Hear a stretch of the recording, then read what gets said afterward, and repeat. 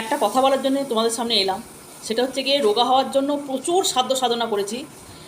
ভাত খাওয়া কমিয়ে দিয়েছি দিনে রাতে, সকালবেলা উঠে চিয়া সিড খাচ্ছি।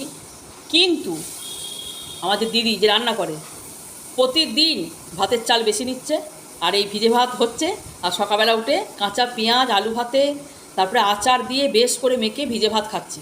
তো তোমরাই বলো এই রকম করে খেলে পরে কী করে আমি রোগা হব? 70 কেজি ওজন ছিল, খাওয়া কমিয়ে দিয়েছি, 68 কেজি ওজন হলো।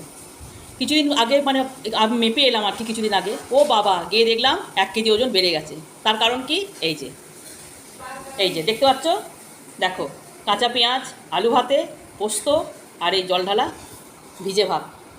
তো এইরকম করে কি আর আমি রোগা হব? মানে যা যা করলাম সব বেকার গেল। এখনও বোধহয় আবার 1 কেজি বেড়ে গেছে, চেহারা দেখে বুঝতেই পারছো।